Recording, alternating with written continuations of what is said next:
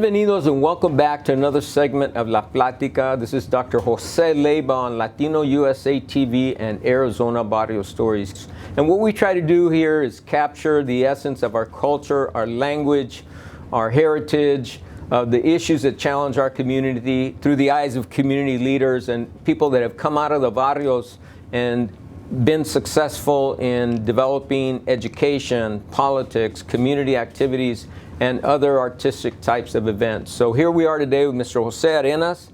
I'm very glad to have him here. He's a longtime educator who grew up here in the barrios and has served education all of his life. So welcome, Jose. How are you today? I'm doing well, Dr. Leyba. Thank you. It's an honor to be here, sir. Good, good. Well, tell us a little bit about your background, where you grew up, and then we'll take it from there. I grew up right down the street, about half a mile just east of here, downtown, right in between 11th Street and Pierce. I call it 1115. So right in between, if you will, Phoenix Elementary 1, Garfield School, Garfield Community, Verde Park, 9th Street Community. So I grew up there, sir, and yeah, born and raised there. Attended Garfield School up until 4th grade.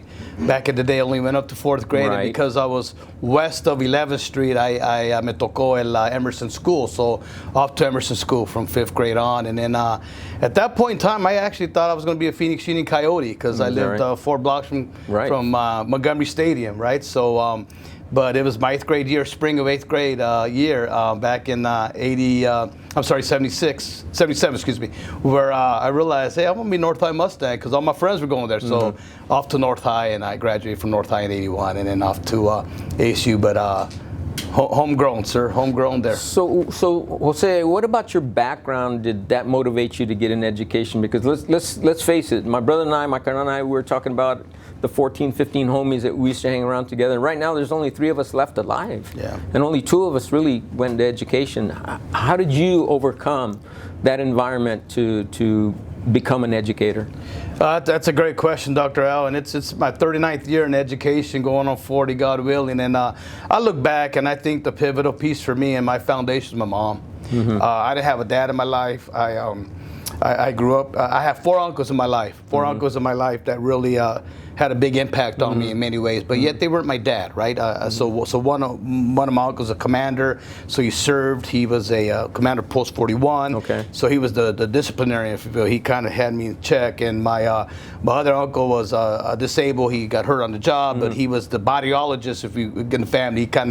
I learned from how to maneuver, how to navigate through systems, if you will. And then and I had an uncle who unfortunately passed away of cirrhosis of the liver, but he was really happy worker, and le gustaba, unfortunately, la botella. But I say that because I learned through his life that, hey, there's a better way to do this. And then last but not least is one of my uncles who's still alive, my last uncle who's the educator. He's the one, Mr. Jose Mejia, who worked in Phoenix Union for many years, and he's the one that said, hey, mijo, you go to school, you go to college, you do A, B, and C, and that was resonating for me. That's when I said, hey, I could get out of here. And so for me, it was that my mom, el motivo con my mom, the structure she gave me, the orgullo.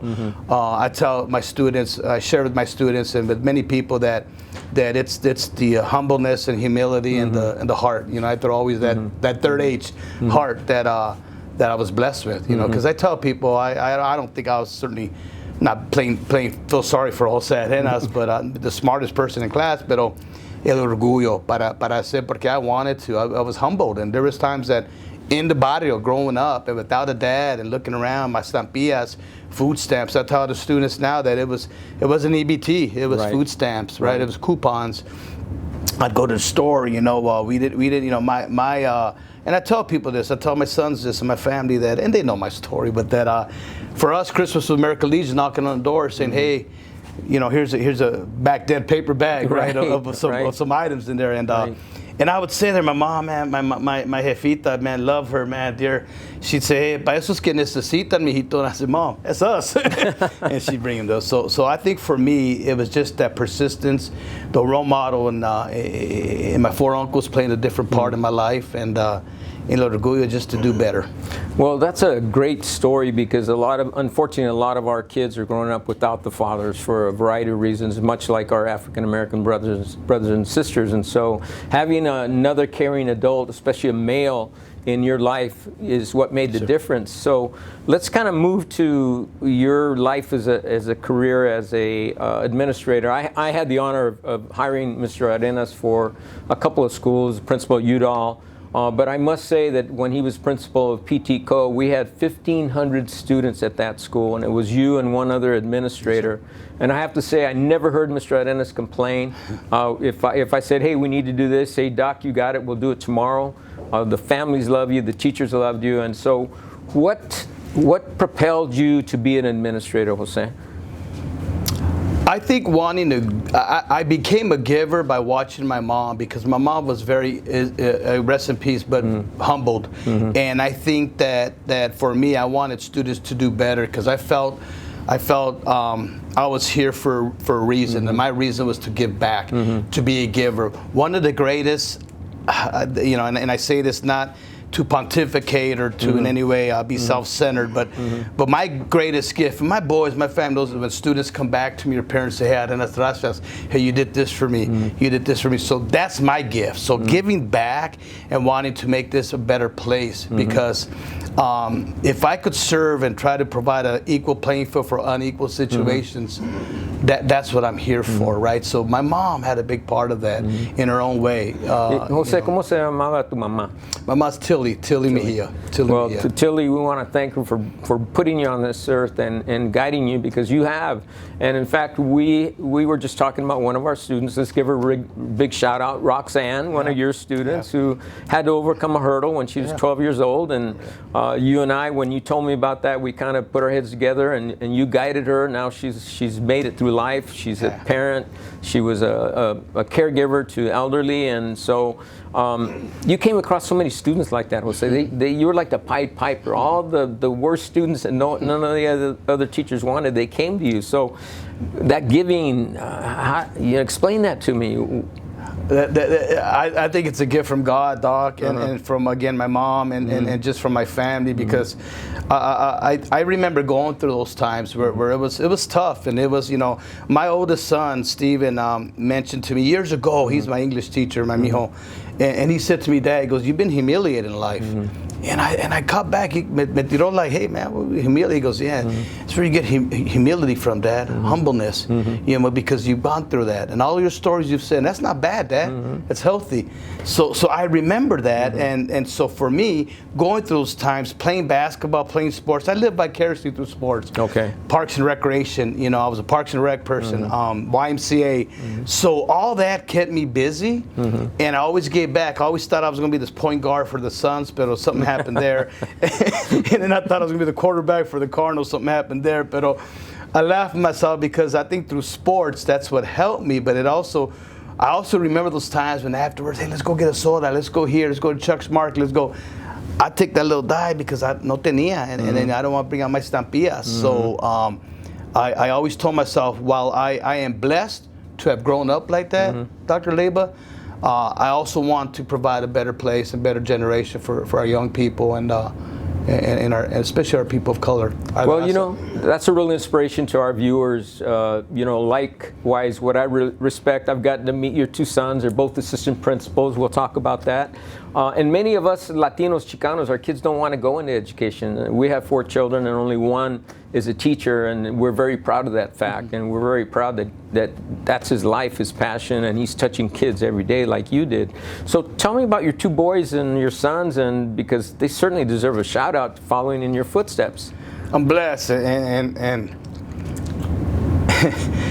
this is a tough part, because when I talk about my sons, I obviously I talk with pride. I talk with pride, orgullo, and heart, and very proud of them. And what's interesting is that I never formally sat down with my son and said, I want you to take the education route. Never did that. Never did that. I mean, we did it through conversation. It evolved, right? But when I saw him taking that track, I thought, man, this is cool. This is awesome. So I think through modeling, taking him to every campus I was on or at, they were there with me. They met the campus, they met the staff, they met students at times. The coaching part, I always wanted to be a coach. So seeing them going to coaching and watching them inspire, because I've always, and I stole this from Dr. Cruz back in the day, where we're in the business of saving lives. So for me, saving lives meant in the classroom, me as an administrator, district administrators, saving lives. Our kids need that. They need that. So my sons, I'm blessed that Stephen, our oldest, 35 years old. He's at Trevor Brown High School. I was there at one point in time. So it's a circle of life, Dr. Leyba, and he serves as an assistant principal overseeing a small campus. And our little guy, Matthew, he's my thinker. He's my analyzer. He's 30, and he's at Carl Hayden High School serving as Dean of Students, assistant principal for student services. I'm very blessed, very honored to call Cindy and I, my wife, my beautiful wife, to call them our sons, because I'm very proud of them. Well, here on Latino USA TV, it's okay to shed a few tears, because that's what we're all about. It shows our passion, our love for education, and I have to say that Mr. Arenas, during the time that we worked together, I could always rely on you. There was never a no, Doc, I can't do it. Rather, it was, Doc, let's rock and roll. I always remember that. It was one of your favorite phrases. So as we begin to close, what would you recommend to our audience about becoming involved in education, or even pursuing teaching and administration as a career? I think getting an education, it changes lives. As I said earlier, it saves lives. You're in the business of saving lives. You're almost like a doctor. You're like a social. You get into the social emotional well-being of our kids. You're saving lives as a role model. It's very impactful. One of the neatest, most I think courageous stories I have is when I'm able to talk about my young people who have made it in life. You know, the other part, Dr. Al, if I may, if you don't mind me. Sure. I worked 33 years at Juvie at Durango and Maricopa County Juvenile Court Center. And the reason I did that for 33 years is that it allowed me to give back to those traviesos that were traviesos, right? Angelitos con los cuernitos, but man, something was going on that they were missing in life. So even when I look at that cohort of students that have come back to me and say, hey, I made it. I'm not gang banging anymore. I'm not doing this anymore.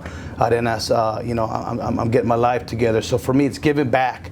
For me, and you can make a living in education. I think that's sometimes a misconception. Well, if you want to live bougie the first couple of years, you may not make it, but you can make it. And I said that to my sons. And it's an honorable profession, and it's a noble profession. That's what I've always said about educators: noble, honorable, and you can make a living. And the trajectory's up. Where else can you save lives? And you know, it is so. I'll say this carefully, it's unpredictable the day in, day out, but it's healthy.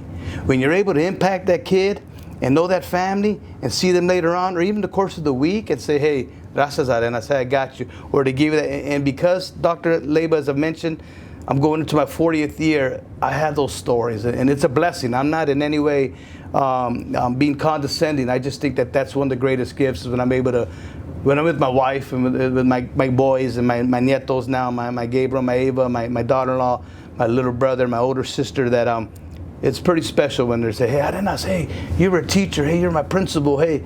So yeah, because the alternative isn't good, right? Hey, you know, hey, you were at Juvie with me, man. You took care of me. So it's honorable, it's professional, and it's noble. Mr. Arenas, muchas gracias. Very appreciative to have you here. All my respect and admiration for you, and especially to your two sons. Big shout out, yes, sir, to them. And they always have help here, as you well know, if they decide to become superintendents. I got them on that track ready to go. Yes, so sir. this is Dr. Jose Leyba signing off with Latino USA TV, Arizona Barrio Stories.